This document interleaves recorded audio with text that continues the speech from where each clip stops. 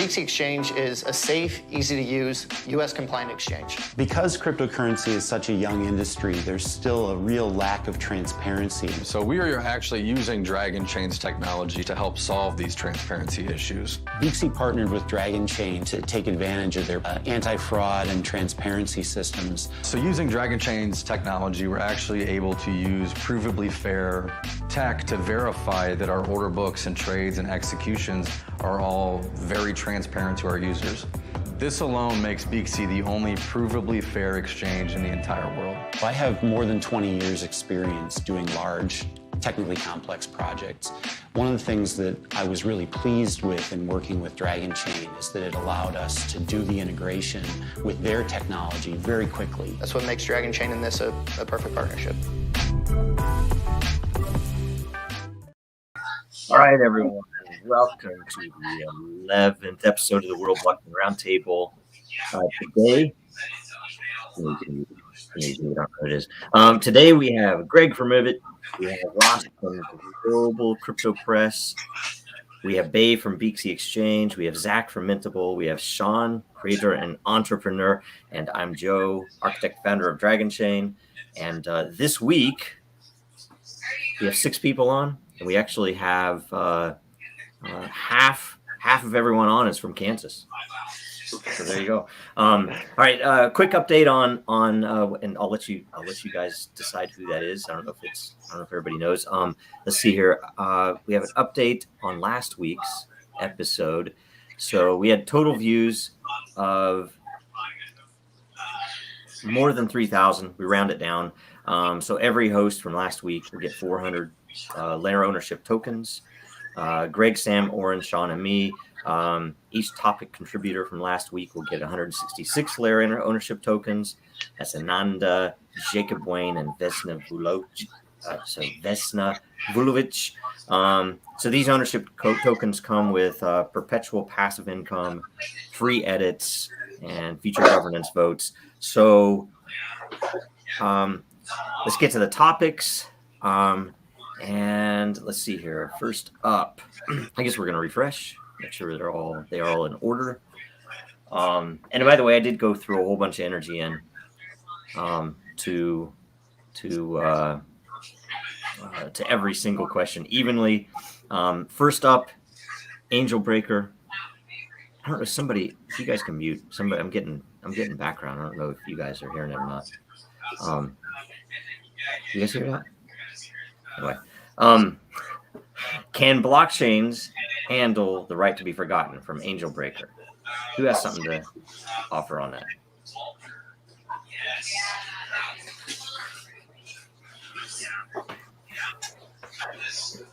You know, I think I can chime in a little bit, but Sean, can you? I think we got a little background noise coming from you, Sean. Can you mute your mic, or sounds like the TV's on or something going on? Unless it's not you. Yep. Nope, there you go. Cool. Yeah. Good. So right to be forgotten, for people who don't know, is, you know, the right for privacy on the internet. So you can clean, you know, your record off the internet. And I think with blockchain, it's inherently immutable. So you really have to take best practices of only put on the blockchain what you want to be there forever. Now, I think that's not the correct answer, right? If you say that for the internet, people are like, well, I still should have a right to, you know, be forgotten or have my stuff deleted. But with the blockchain, you really have to go out of your way to, say, put up, you know, if you do a stupid social media post when you're drunk and you're in your 20s and it's there for 10 years trying to get a job down the road, that's a lot easier to do than to, say, make the same mistake on a blockchain, right? If you want to embed a stupid tweet into a transaction on the blockchain, well, you know, good luck. You're not going to do that when you're drunk. So I think it is a good defense in terms of the blockchain. There is really no way to solve it. Once you put something on the blockchain, it's going to be there and accessible if it's on the blockchain.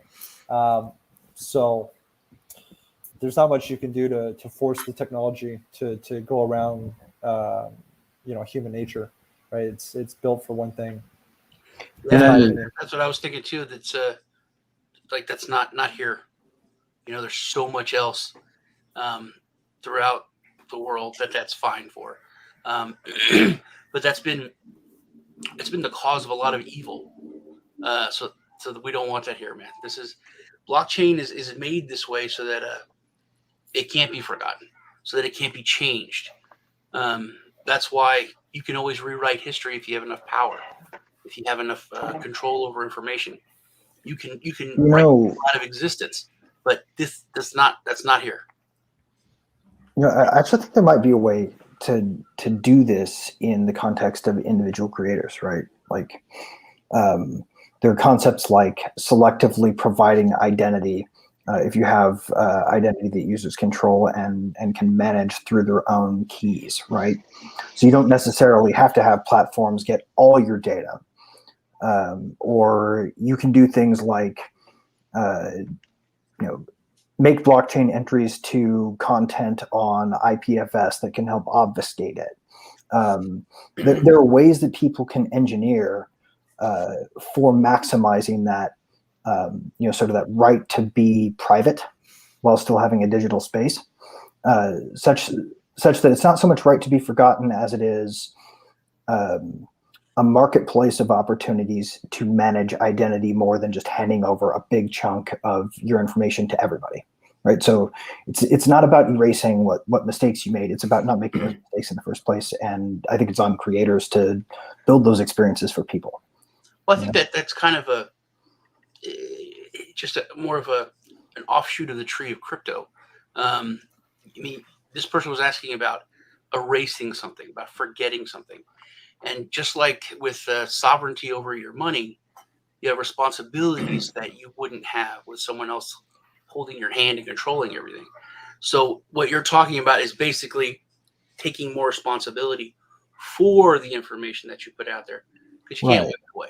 So you take that extra thought about what you put out there. And how what if you staked your identity to a social platform and that was your permission to license any content you created to them only as long as you kept the stake there? You pull that back, all of a sudden they have a legal duty to retract anything about you that's on there.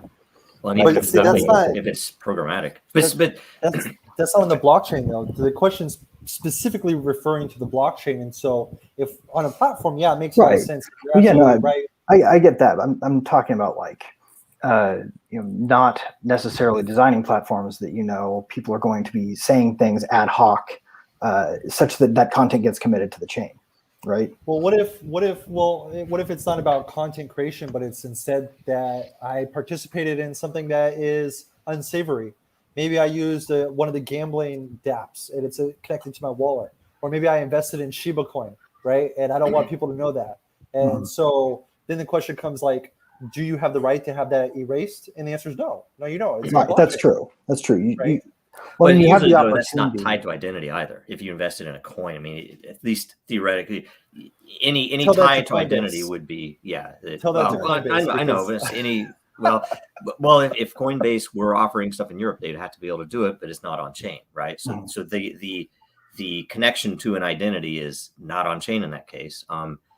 We do this in DIN. We in fact brag about this at Dragonchain that you can, because we're a hybrid chain, and because of the way we store stuff on your chain. So if you're a business, you're going to and that's the whole point of Dragonchain, that you can do things you can't do on Ethereum, because no one would ever, other than scale, no one would want the stuff that they actually want to use on chain on Ethereum. So we store the proof separate from the actual payload, the actual content. So the content is on chain, but you can remove the content from it and the proof remains. So that the chain is still unbroken, the chain is still good. But and the reason that it is like that is that I can put content on chain. I could, in 3 months, and let's say I have thousands of transactions that are working on something in business with Greg or something, and over time, he asked me, wait a minute, somebody asked me about X, can you tell me what happened? And I would be able to bring up the full details of all those transactions related to his customer, and he would be able to prove the exact ordering, the contemporaneous proof of what happened with all of this. And at the same time, and an interesting thing that we've even seen is that we can actually not only do the right to be forgotten, we can not only make it work, we can let the business prove that they did it, right? Because they can show here's a transaction of someone coming in saying, I want you to remove all of my data. We can prove that all of the data referred to from whatever that identity was is now gone on chain. You can look at every point in the chain and you can see that we're holding none of that data. The proof remains because it's a member in a block of a bunch of other transactions, but the data behind who that is and what it is or whatever else is gone. Right. And that's all structural. Like if you don't think of it as Ethereum, everything is visible on Ethereum, but you can still do things differently. Right. So Joe, I think that's exactly what I was trying to get at, is like, we don't have to design everything to be a perfect record. When we're talking about financial transactions, yeah, we want a perfect record. And yes, if you make those types of transactions and it's an account that you haven't been careful to not link to anything else, yeah, you're permanent, and it should be that way. But if it's something like a social platform where you can design it to make sure that people protect themselves and that the platform's incentivized to do that. Because right now, like Twitter, Facebook, whatever, they're incentivized to trick you into disclosing more, and that's part of the problem. Greg, you bring up an interesting point, because we're designing Mintable, obviously our platform, for creators. And right now you can host your data on IPFS, you can host your data on our server. But we're adding Blue Zell, which has decentralized file storage, just like IPFS, but it's permanent. IPFS isn't really permanent, right? And it can be removed. With Blue Zell, it's permanent. And so now you bring up a good point, because now, what if I do want to remove that data next year, but I've hosted it on, this is going to be our default option. Instead of our default being our own server, we're going to host it on a decentralized file storage, because that's the ethos, right, of a blockchain application, is we should move towards that ethos. And you bring up a good point, though, because now it's going to be very rare, but someone is going to email us, hey, I want all this content deleted. It's got to be deleted. And we say, hey, we can't. You have to put it in the terms, and you have to, and I don't know what GDPR allows. What if they're in Europe? What if they're in Europe? Can they even accept terms that say this is permanent? I don't know. Yeah. Well, your regulation that tries to fly in the face of what's physically possible with a thing you've built is going to be an interesting and growing problem. Right. And you do have to be careful with ethos too, that it can become dogmatic, because decentralization for decentralization's sake is not the absolute goal, at least for me in the world. Liberty is the goal, and whatever for every individual system, whether it's a better identity system, a better fraud prevention system, a better content system, they have their own sets of goals, and some of them can be unique. And you think about if you were to set up a better alternative to Twitter, Facebook, Reddit, you'd have some clear goals that are based upon the mistakes that we've seen, both in management side, both in the way that the communities interact. The fact that Reddit is a horrible place for anyone but horrible people. But it is that way because the culture is developed primarily because of the way they do moderation, the way that they have, and the admins, right, and the company itself. I mean, it's a rotten place.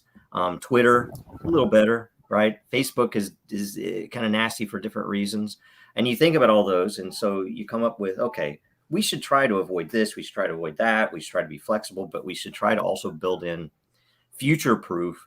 In case somebody else is managing this other than us in the future. How do you make it so that even if we sold it, it will still hold on to this value that will still keep people coming, right? Well, I mean, and UX can tell people when things are permanent, right? Like the big red recording light is on. When you sign in, you get a splash that says, hey, remember, stuff that you say is permanent here. Unless you're taking a special care, read our guide. Like that's not stuff that Twitter wants you to understand. Like there are ways to do it.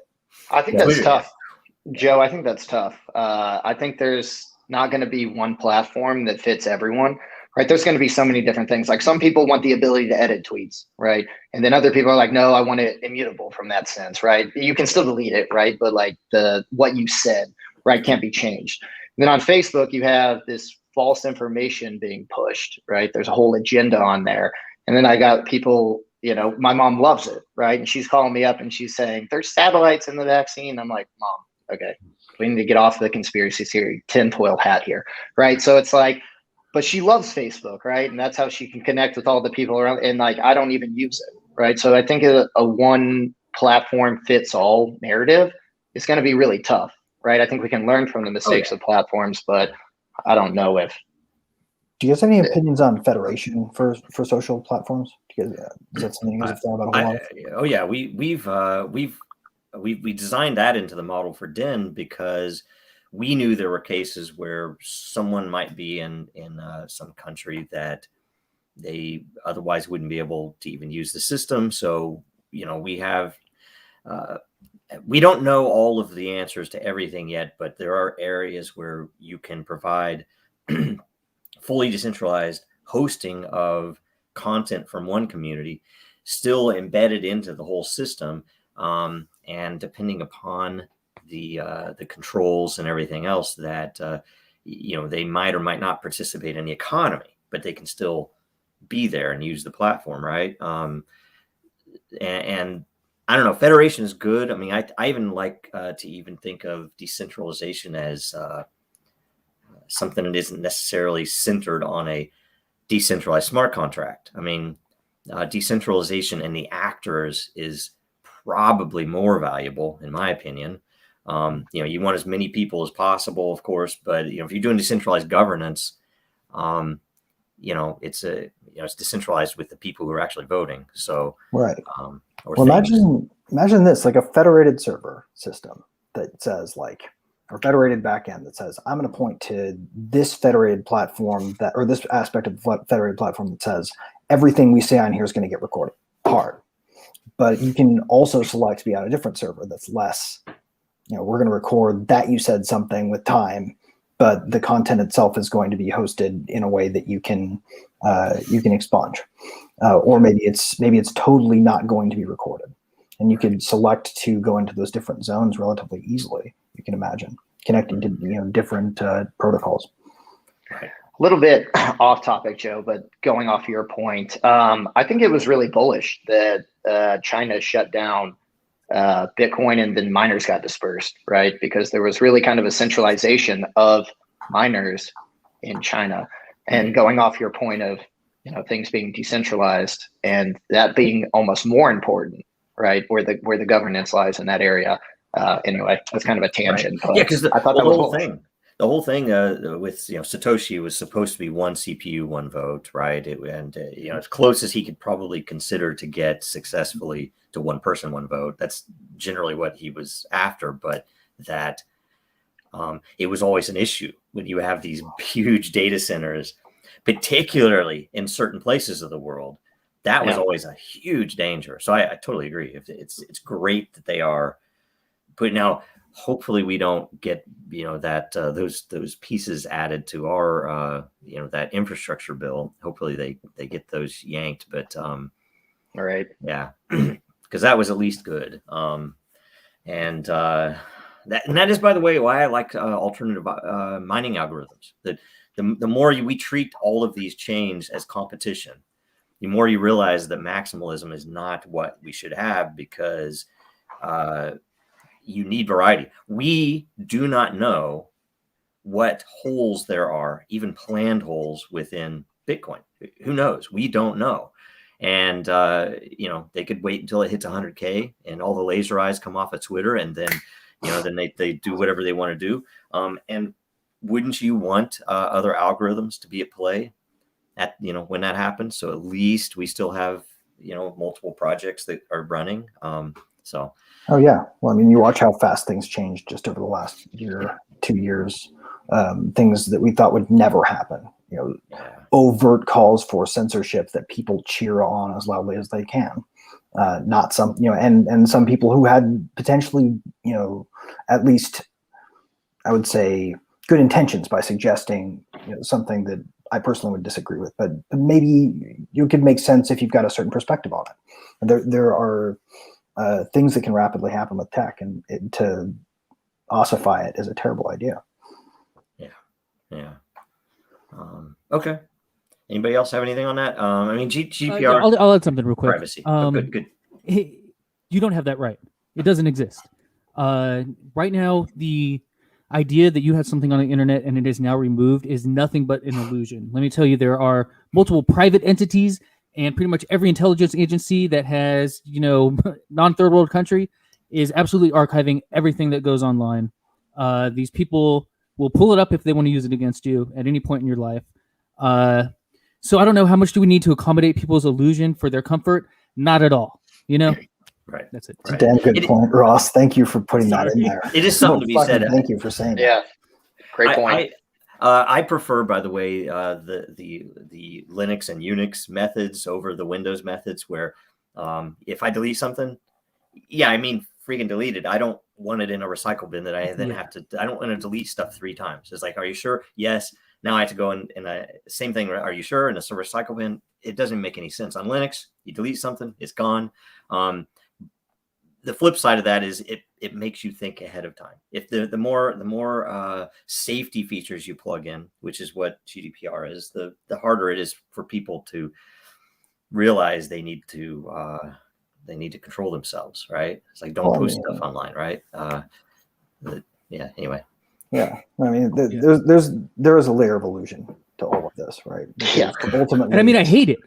I'm all for people controlling their own data. I'd love it if that was the truth, but it's not, and it's out of our control. I mean, we're the peasants. I'm sorry. Oh no! Ultimately, at all the major switches, GCHQ is collecting everything and distributing it to the Five Eyes upon request without a warrant or even an official process. That is what's happening right now. If they want to find you, they will look you up because it's in a database. So, if we're talking like, I wrote a mean review and I don't want my friends to see how mean I was to that Airbnb host, like that kind of stuff we can sort of deal with. But if it was really that damaging and you make that big of a deal out of it, it's going to get a special flag in the Alphabet Soup Agency database, and they're going to bring it back if they need to. Yep. Okay. Next topic. Brilliant point. All right. Let's see here. Fantasy football. Question. Blockchain Fantasy Football League. Would this be an option, something we could do?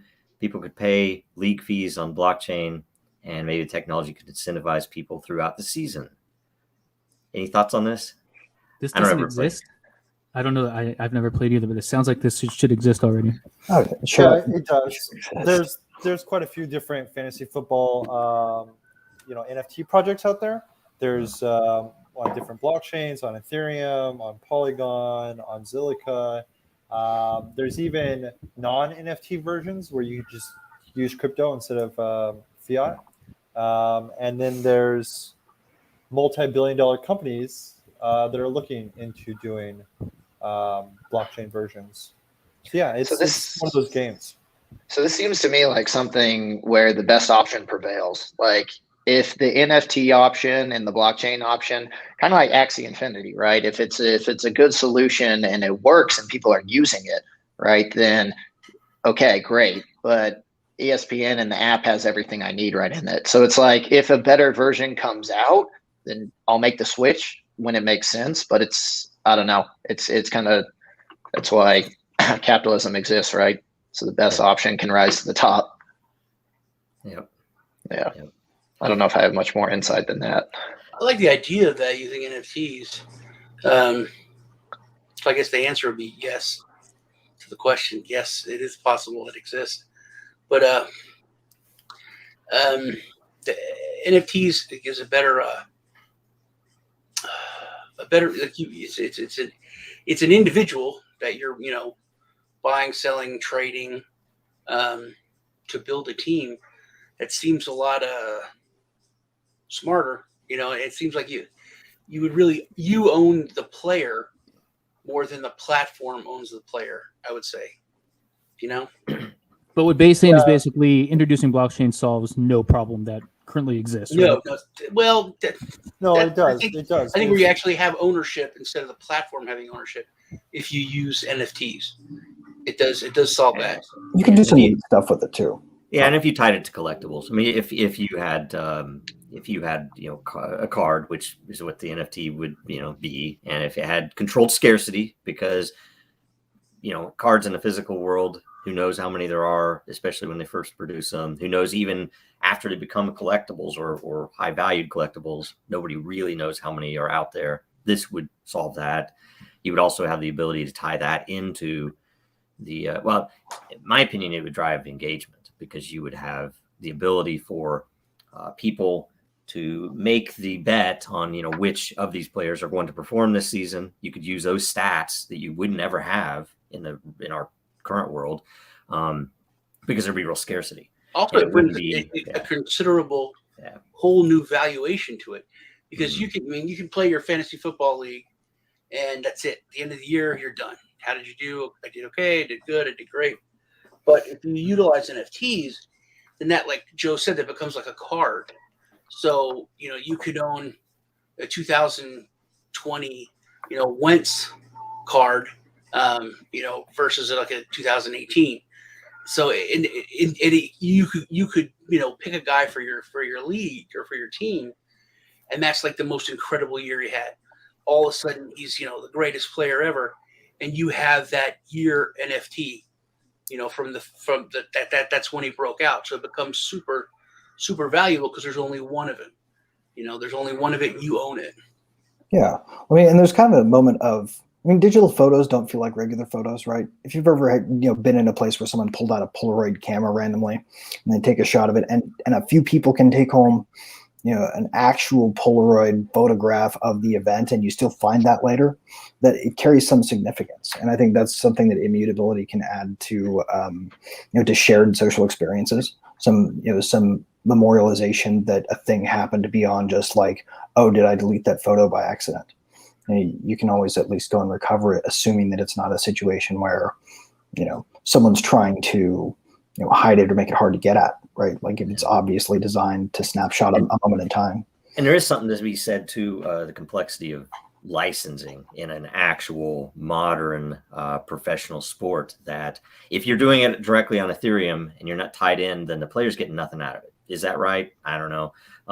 If you're trying to do it in the proper way, it's exceedingly complex because of all of the contracts back and forth between all those entities. And, that's power, it's control, it's all the typical stuff. So, they could be used to help reward the players more. They could be used to do things that should happen, but, who knows?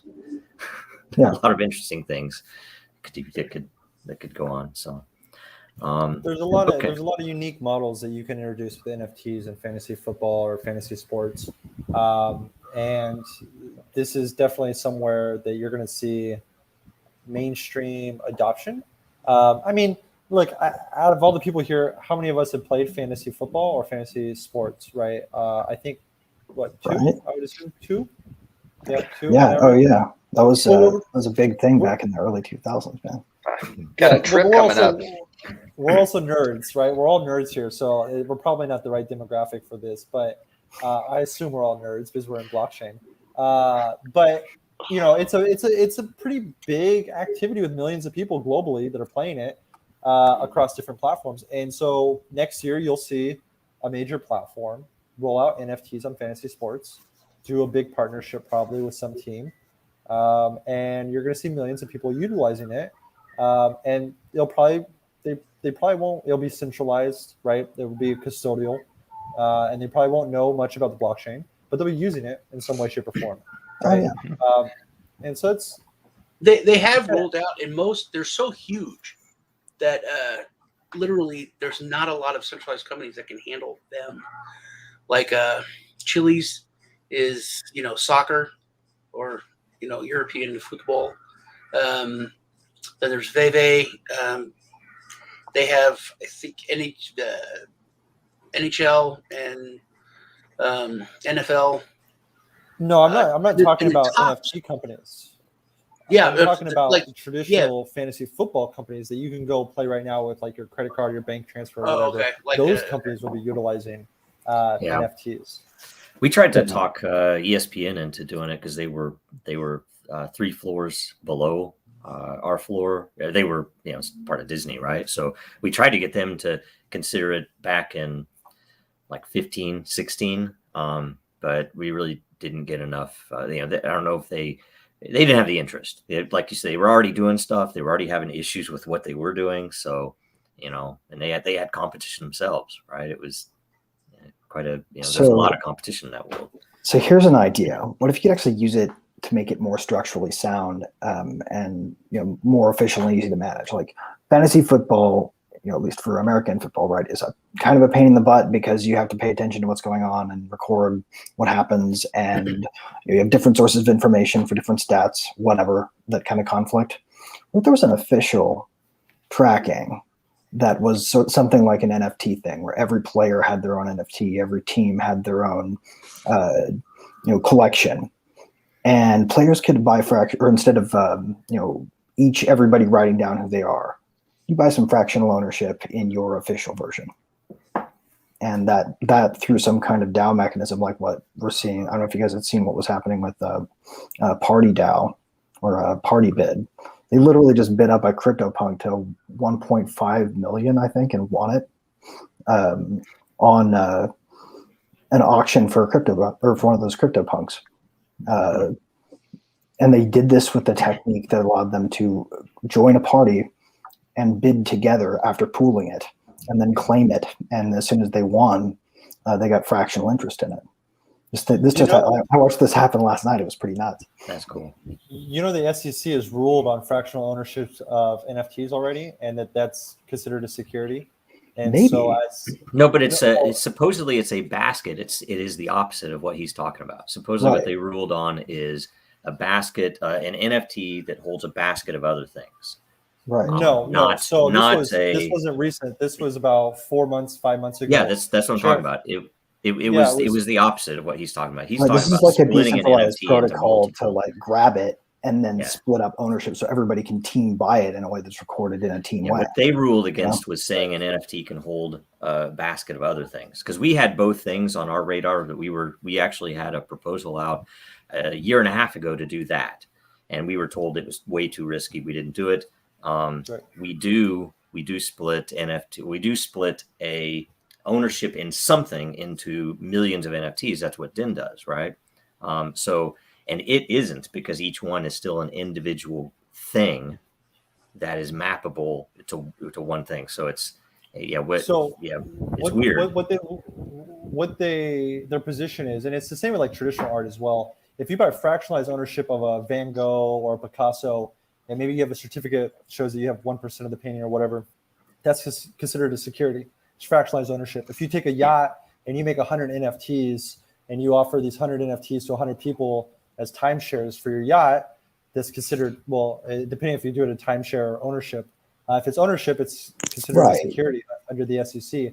And so the DAO activity and then having fractionalized ownership or using a platform like NFTFi or NFTX, these fractionalized ownership and lending platforms for an NFT that issue you ERC-20s on behalf of the NFT, those are securities. Right. Assuming those are stacked and layered, right? But if somebody invented a third-party protocol that was decentralized that anybody could go access, like you can just go connect to this thing, instantly spin up a mechanism that allows you to pool resources and then bid as an entity on a site that doesn't have to give you permission to use it.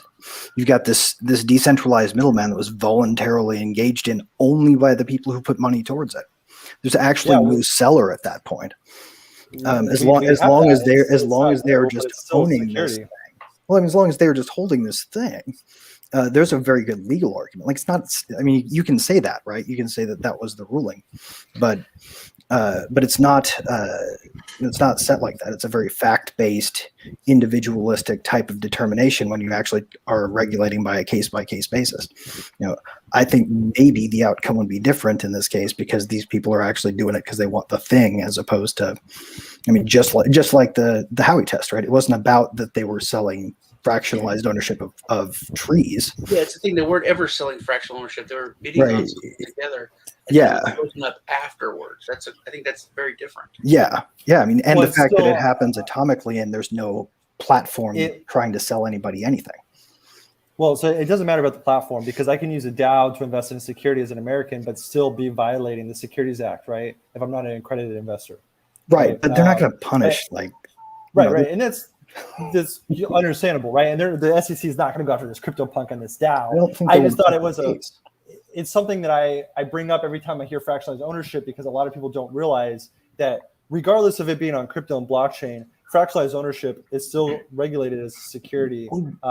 It's so funny the distraction methods that are used. Audit be? Because like the whole moral hazard we were trying to avoid before. Yeah, the whole moral hazard we were trying to avoid before was like completely different. It was the idea that somebody from wherever could screw people over by selling them crappy orange grows, thinking they were going to make a profit. If it's voluntarily engaged in by people who want to do it, and the only way they can do it is to learn and access a technology that is not going to set it up for them or sell it to them at all, it's the exact opposite. The SEC literally just said for more consumer protection, we need to regulate stable coins because people are investing in stable coins. The SEC. It's bananas. It's bananas. I'm sure that's what they said, but they're not going to be able to force that down people's throats. People also, just fractionalizing something doesn't make it a security. Like you mentioned, yachts. If you have fractional ownership of a vehicle, there's no way you could ever say that's a security. That's every vehicle depreciates in value right away. The only hope of appreciation is if you sell those ownership and you're looking at it as a potential investment, as a financial value. If you and I share a car, we have fractional 50-50 ownership. Yeah, but that's not selling it. If it was a classic car, though, you might. Well, you could say that, for instance, these tokens really represent signatures on the line of a title of deed, and that it's just a lot of signatures. We all want buying something for future profit. Whether it be like a new car, obviously that wouldn't apply. But if we're investing in like a classic car and fractional ownership, it probably would be a security because they know why we bought that. Yeah, here's by the way the issue. All of those are going to instantly depreciate. Well, but none of us are lawyers. And they enforce it? Probably not. If you're all assuming, Greg is. Yeah, okay, so trained, not practicing, not licensed. But. Okay, so one way or another, this is all the distraction points, and it's a really funny thing because you could go to any lawyer in the country, any lawyer in the world, and they won't tell you, oh, that's a security or that is not a security. They cannot. They will tell you that is probably at risk of being seen as a security by these authorities. That's what they'll tell you. Why? Because it is so obscure. It is so vague, purposely so. And they throw out stuff like airdrops. Airdrops don't meet any of the Howey standards, in my opinion, right? But those are securities. And how are those securities? It's crazy. Well, it's because they are a risk to the lobbyists. They are a risk to the people that don't want to see crypto. And originally that was the banks. And it was easy because the banks just hated Bitcoin because it's a payment thing. They hated anything that was a payment thing. When the VCs got involved, that's when the SEC really took root in all of the stuff with crypto, because the VCs were losing so much money in 2017, or at least not making the money that they saw crypto was making. Right. Well, and I will tell you what, running this company the way we did by selling licenses is night and day compared to even angel investors in companies I've run in the past. That this company, we have the freedom to actually build what we have the vision to see is coming, to position ourselves. And we've done really well doing that. But yet we've been limited like crazy. Anybody who wants to complain about token prices, don't come talk to me. Go talk to the SEC. We can't do what we probably should be able to do, right? But we've been straight down the line, what the lawyers have told us we could do, and we kept a very, very conservative position on it that people hate. But we're like, look, this is what we have to do. And if we want to do business in the U.S., and we do, because we have positioned ourselves for what we think is coming in the future. And most of that is going to be in the U.S., at least the money. And the only thing I want to mention on the security aspect, and you, Greg, you'll be able to chime in here, and this is going to go into probably what you're wanting to say anyways, is from a consumer standpoint, if you bought into that DAO last night, who cares? SEC is not going to go after you. But if you were the largest investor in that DAO, or you deployed that DAO, or you run the website that interacts with that DAO, I would be definitely afraid of even having to deal with the litigation of the SEC, especially for something that is on the cutting edge where they may want to use you to set an example. And so for like these NFT fractionalized ownership platforms, to me, I see the SEC's rulings on it, and I'm like, man, I would get the hell out of Dodge. I would not want to operate that business. As a user, yeah, I don't give a shit. SEC's not going to come after me. I'm just a little guy, right? But they're going to go after the guy that runs the website, the guy that deploys the DAO that's doing, $10 million a week on NFTs. And that's where the risks come into play. So I think see there's what some happens when you ask specific. a bunch of nerds about football. Yeah, sorry about that. Sorry about that. It's not a football discussion. I guess it's kind of a political football, isn't it?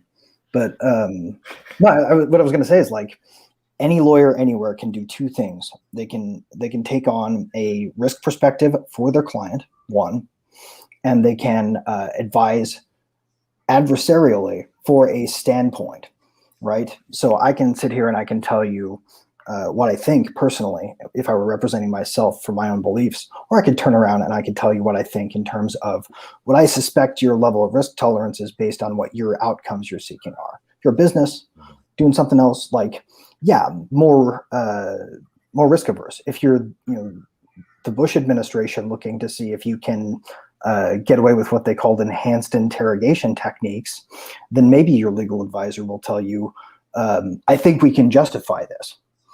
And the inverse of I think you justify this is you go into a case-by-case situation. You say these facts are different. I'm willing to spend whatever it takes to argue that all the way, and I'm going to publicize it. You can make a nightmare out of a case in front of anybody, right? So, right. Well, Joe, a slight differentiation. In fact, if they don't want to make a hard, bright line rule, is going to be a different outcome. All right. They're not going to speak in definitives. No lawyer is going to speak in definitives because there's been no clear guidance issued.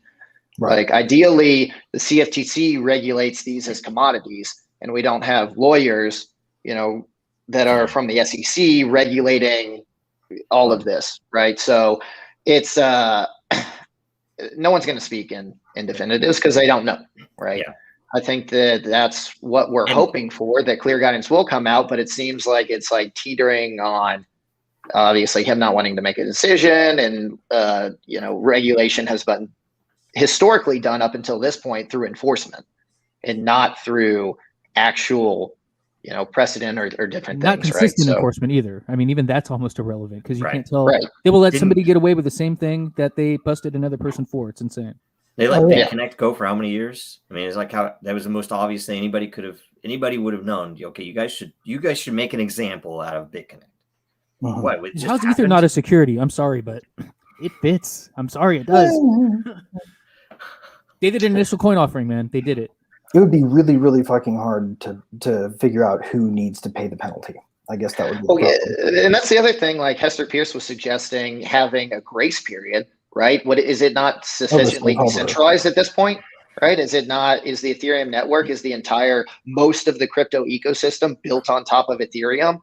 Yeah, I would say so. So, like, is it sufficiently decentralized? Does it achieve those things? Right. It's like, do they have a grace period, basically? I think it just means enough people work for the SEC hold Ethereum. That's what happened. Right. Well, or make it so that you can't mint more of your token and airdrop it to the entire community, and you get to ride on the back of that decision. Is that what that means?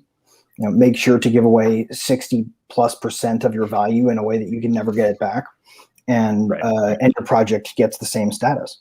I think that's really what it's all about. I think literally their threshold. If I and I'm not a lawyer, right? But their threshold that they declared was that Bitcoin and Ethereum are quote unquote decentralized enough, whatever the hell that means, and wherever the hell you have to think, where did that come from? It's like, well, they can't control them. They are decentralized enough. We can't do anything is really what they're saying. And that, probably the people that, pay certain people under the table or the lobbyists have investments in Bitcoin and Ethereum. So, they want those to be, to remain long, which, by the way, we could even get into the question yesterday about new SEC commissioner. I don't want to go too far into this, but that Bitcoin maximalists loving the potential for them to go after everything except Bitcoin, which is, and you think about this, and you think about that as, Bitcoin maximalism, is it good or not? And I rail on this all the time, but in what world would the Bitcoin that I joined back in 2010 be pro regulation? And it kills me every time when there's like, oh, we need regulation so that and it's all about number go up. And it's the stupidest, most backwards thing in the world, because the value of Bitcoin is not in its adoption by the old world. Every week at the end of the show, we start to get into this, and I'm going to open the door, and every week we start here, and then it goes nuts. But that is part of the programming that people have had. It's okay to be hateful and to destroy, and as long as it's the other side, don't mess with my team. But whatever is good for them. Right. That's illegal. Oh, that's terrible. Oh, that's immoral. Yeah. But you can do it to those guys, because those aren't my people. Right. And sentiment and Schadenfreude. You're trying to tear each other down. That's for the maximalist to say, oh yeah, kill that crypto because it's not my crypto. Yeah. That's just the mentality of the day. Well, I don't even get into all this stuff with Bitcoin SV, right? I mean, I have no interest in that. I think it's horrible. I think it's, but I wouldn't care. It's like, people do whatever they want to do, and it's there. And, in fact, I want more competition in the open. I don't want hurdles placed in front of other projects that are competing with mine, right? Whatever happened to Bitcoin Cash? Now it's SV, but I mean, I haven't heard about Bitcoin Cash in almost like a year now. Cash is still doing better than SV. Well, where's Roger at? Where's Roger at? He's always on Twitter. Where's this guy been at? What's he been up to? He's in St. Kitts, actually. It's still, all that stuff is still there, and there's probably still a small community that gets a lot of happiness out of it, right? No, I know what you're saying though, Zach. He seemed to have like a dumb quote a week for about 2 years, and then he just seemed to fall off. No, his last tweet was April 25th. It's August. Okay, bro. so it really has disappeared. Man, I'm not complaining. No, I could always do less Roger. It must have been removed. No, I mean, He's tweeted since then. Roger and Craig, both of them can just take as much time off as they want. I wouldn't. Put I'm them looking. in The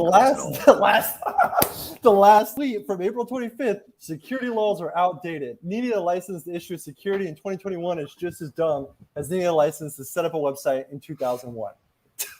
Well, you're laughing about that. I would say, look, just step back. I'm laughing take because the personality out of it, real quick. Take the personality out of it. You might love or hate the guy. I've never met him. It's actually I think Sean has interviewed him, if I remember right. Yeah, I've talked to him on Telegram, right? I think he's at least been. I don't think he's changed. I think in all truth, he's about liberty, which is what the fucking project is about. Yeah, right. It's about liberty. It's not about Bitcoin, fucking man. Reddit and who's supposed to say what. It's the most. Well, and by the way, I lived through that whole big block, that whole bullshit, all the stuff that went on, and it surprised the shit. I could still to this day I cannot describe, and how it's weird to me, because of the amount of propaganda that went into that. And it was freaking obvious. I'm an engineer. Like, big blocks fucking make sense. It doesn't make a damn bit of sense to do anything else. Otherwise, the only reason that you would make small blocks is if you had ulterior motives to do something else with the protocol. It didn't make sense as an engineer. And you could look at the data. You could look, I can't remember who the engineer was that was putting out stuff. This is very unpopular stuff, by the way, to say, which I completely agree with you. A fucking issue, right? The fact that it turned from engineering to politics. If you were on the Bitcoin subreddit back then, you were like, wait a minute, I can't fucking say something about another project without getting totally my shit deleted and getting banned from the subreddit. It's crazy.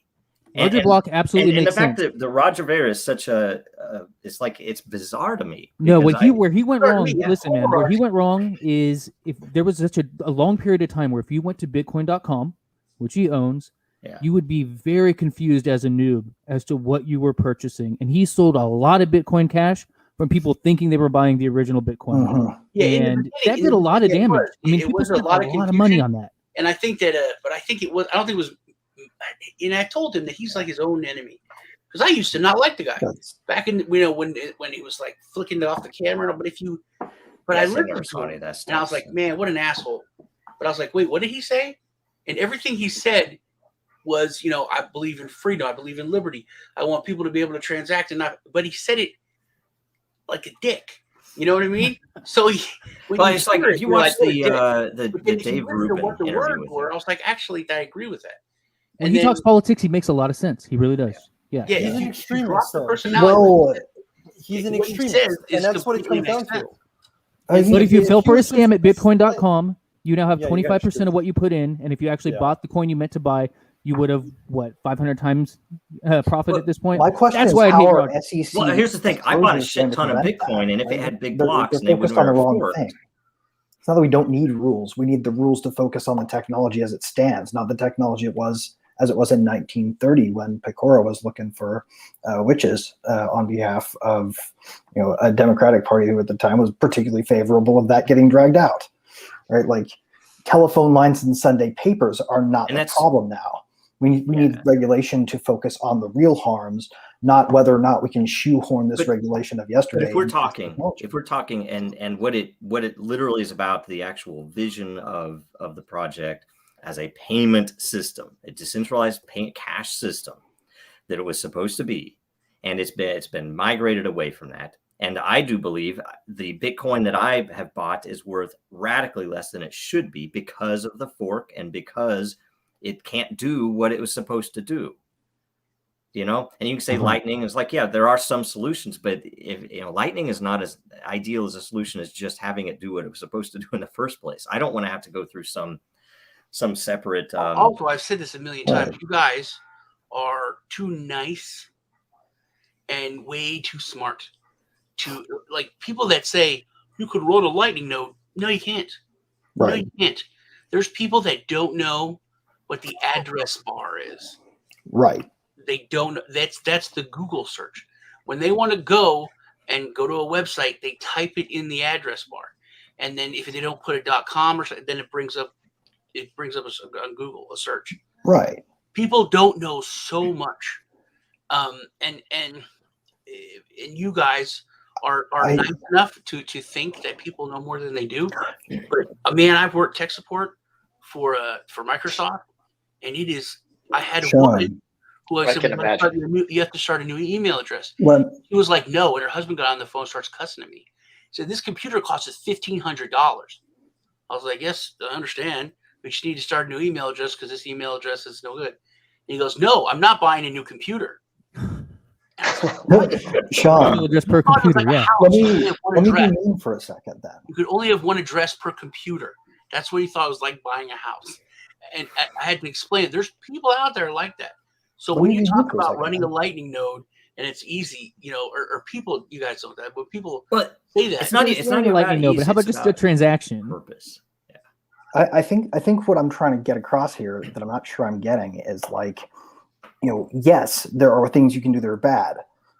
Yes, that probably means we need somebody putting some guardrails up. But how in the hell does someone, not representing how hard a technology is to run, or claiming a sort of a trademark eluding coin that looks like Bitcoin is a thing you should buy? How in the hell is sending a disclosure statement to the SEC that meets their regulatory requirements that gets filed somewhere where these people don't know where the fuck to look? How is just applying that regulation as a sort of like a skill test for charlatans? If you're a dumb charlatan, you can't con people cheaply because you don't know how to fucking get through the hoops. But if you're a smart charlatan, go ahead, because the thing that you actually have to do goes nowhere near helping these people. Like, the tech is actually capable of helping if they'll actually look at it, rather than saying bad stuff can happen, therefore apply 1933 ideas. They're just not going to uproot that, though, Greg. I don't see them even from what is it, 1931 or something? I think that's the date. 24, either 31 or 24, ringing a bell. But they're just not going to pull that all out and go, okay, let's look at this with a fresh slate. So they're trying to do this on the fly. Wrong with that, though. There is, right? I'm not going to disagree with that. So they're trying to look at this on the fly and then make decisions about something that they don't truly understand, right? I mean, they I just really don't. I don't Right think now it's a anyone here paperwork wants test for- regulation, though. Right? Like no one on this call wants regulation. None of us are in favor of saying that the SEC should be the one regulating this or getting involved with either Bitcoin, Bitcoin Cash, NFTs, or any of that. None of us want that. I think some of us may. I think we would all agree on one thing, which is there should be a new regulatory oversight, maybe for blockchain and crypto specifically, that could start fresh. Well, what they would say it's beyond that. We need less murkiness. We need one. Either one of you guys figure out who's responsible for this and set some clear rules. Right now, they're all claiming oversight, and they all have very murky or non-existent rules. Nobody knows. And frankly, if the more objective, the better. I mean, if it was ruled, probably the best way to do it would be to set up something that's decentralized. That the government would have some oversight of, but it would because it isn't bad to say measurably help people solve the problem that is there. Like it should stop con artists using the technology. Not inadvertently, we're not able to control yourself by laughing and saying decentralized and government together. Well, to Sean's point, like each generation makes their stamp on their decade. Right. And right now we're on the outside of the boomers who could possibly make their stamp by putting way too much regulation. Right. I mean, you have Janet Yellen and Elizabeth Warren saying all these dumbass things. Right. So if that generation gets to put their stamp, because you're right, people don't know how to set up an email address. But I think in 50 years, right, in 30 years, people are going to know, like, okay, this is just how I do things. I got my smartphone when I was 7. Right. So we'll eventually end up making our stamp, but we need to make sure in that time period where the overlap exists, we don't allow them to kill crypto. And I got this email from Kraken. Right? You're definitely right, because it's definitely generational. Because like kids today, and for like a decade plus now, going on 2 decades, they haven't learned handwriting except to like sign their name. They don't know how to write. Everything's typed out. Everything is print. They don't really use pen and paper anymore. I was in the hospital in February, and in Texas when we had our snowpocalypse, and the internet went out. Not electricity because it was the hospital, but the internet went out for about 7 hours, and the nurses couldn't handle it. They were like, "We have to keep vitals, and we have to use this paper and pen." They were so confused, man. It was like threw out those processes 10 years ago. They couldn't handle anything just because they had no Wi-Fi to like take stats and keep track of stuff just for a few hours. So, I mean, there's good points and there's bad points, but it is coming to a point where it's going to be all technology. That stuff's gonna fly out. And to another part to your point is me and Greg have talked about this. It's because the things that politicians say are so moronic that you'd think that they're brain dead. But once again, it's generational. They have no clue or understanding, but everything they're getting educated on is by lobbyists and people who are against it. So they literally put the garbage in. Yep. And then the politicians just Crypto has some good lobbyists now. I mean, I have to say some things are going on behind the scenes right now that are really tribal. Impressive on that level. I tell you, we've worked with some of those people. We've tried to help, and I would say by and large they don't even understand enough, and they get even pulled from wherever their budgets, wherever they get their money. So it's very tribal. A lot of money lately, man. I mean, they're donating to the people who say they're down for blockchain. I tell you, that's why it's all Bitcoin maximalist. Like even the new SEC stuff is pointing. I was like, oh, Bitcoin's okay. I don't know about the rest. It's like that's where that shit comes from because it's still very tribal. It should be very open, technology based. It should be engineering focused, for God's sake, and yet it isn't. It's still very tribal. So I don't trust it still. You guys want to do something? And yet, that really surprises me. The lobbyists. Real quick, the lobbyists are Bitcoin maximalists. Some of them are, yeah, because I mean that's the simplest case to make. Somebody entities involved, I would just they can talk to a politician and their nephew has Bitcoin, right? So it's whatever. there is something going on right now with that infrastructure bill that we all need to, you need to call your senators, your congressmen. You need to tell them, literally, I think the most important thing that wakes them up, because we've sat with Congress people in the past, telling them about the issues that we're having with the regulators, right? What wakes them up is when you tell them that what you are putting at risk is trillions of dollars in an industry of employment and tax revenue, everything else. If you don't have that in the U.S., it's going to be somewhere else. I mean, it's already happened. Crypto Valley is kind of the response to the current regulation nightmare that we have here. I mean, I did an article that's literally titled "How the U.S. Government Blew It," and it's right. Crypto Valley is founded by. I mean, they had Facebook when they were going to do that whole LibreCoin thing, looking at starting in Crypto Valley. And it's like you have these companies from Silicon Valley who should stay in Silicon Valley and their blockchain projects leaving for that reason. And I agree with what you're saying. It almost seems like they didn't give a shit. Right. Yeah. Well, it's because they don't think they're lobbyists. They don't have anyone telling them that there will be jobs. Yeah, they have people telling them this is gonna kill my business, which is typically a VC firm or something else. Lawyers too. It's all a game. I mean, the lawyers have made a lot of money. They made billions of dollars off of this industry because it is so murky. That's part of the game. You start a crypto project today in the U.S. and you hire a lawyer, as you should, and you are going to get stoked fear for months. You are going to get them just coming in and saying, "Oh my God, you guys are going to, this and this and this and that," and it's ridiculous. And they will milk you for millions. Mistake. Your first mistake is starting a crypto company in America. That's why I'm in Singapore right now. Is because when I wanted to start my crypto company, I said, "There's no way in hell I'm going to be in America with uncertainties and the regulatory issues that we had at the time." And so I got up and I moved to Asia. And Singapore is like a blockchain. I think it is the global headquarters for blockchain companies, actually. Which goes back to what everybody was saying. Well, it's tempting, right? Like I kind of thought, maybe that would be an idea for myself too. But I'm not ready to abandon this place yet. I grew up here, and I actually, I'm getting there, man. Appreciate a lot of the values, but like, why don't we try this?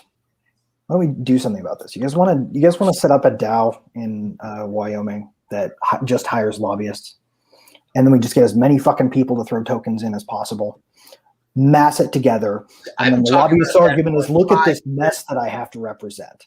There are billions of people shouting into this chat. I can't start something like that, like the Ad Council or the Beef Council. Everyone has a council, a not-for-profit council. Why doesn't crypto have something like that? How many OG whales could we get to throw in on that shit if we were going to argue that everything is wrong with the way we're doing it now towards this, and we need to focus on how it works, not there is a blockchain council that lobbies Congress. Right, yeah. But running it by a DAO seems like such a headache. Would be cool though. Definitely would be cool. I don't know. It would be more transparent, so it would be more transparent. It'd be very useful. I mean, but to hit your stuff on Greg, I mean, the dark side of it, and we probably need to cut short. But you won't get any Bitcoin Maximus, Greg, because it's going to be on Ethereum. Right. And they're going to I do not want. See, if they're the overrepresented group here, right? Like, we could throw it all in there, and we could at least get enough cash that the lobbyist who had no idea what the fuck to say because nobody could agree would have plenty of resources to spend on those fancy dinners. Let's test our cynicism. Let's test our cynicism with dollars and absolutely no direction, because the DAO would be too disorganized to say anything meaningful. Yeah. Protect all these people. There are thousands of them. Yeah, I don't know. There's some interesting things you could do with that. You'd have to figure out how to measure success, and you'd have to figure out how to decide on which lobbyists to hire and who they pay off and how they record what they did when they pay people off. And not use the word pay off. If we get enough, we could put as many of them on retainer as will not turn us down.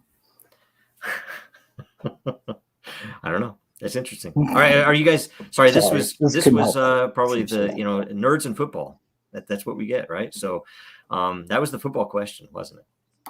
That was, yeah. I've been thinking that so many times while we're going over stuff. Anyway, so hey, thanks, guys. Janet Yellen came out after asking about football.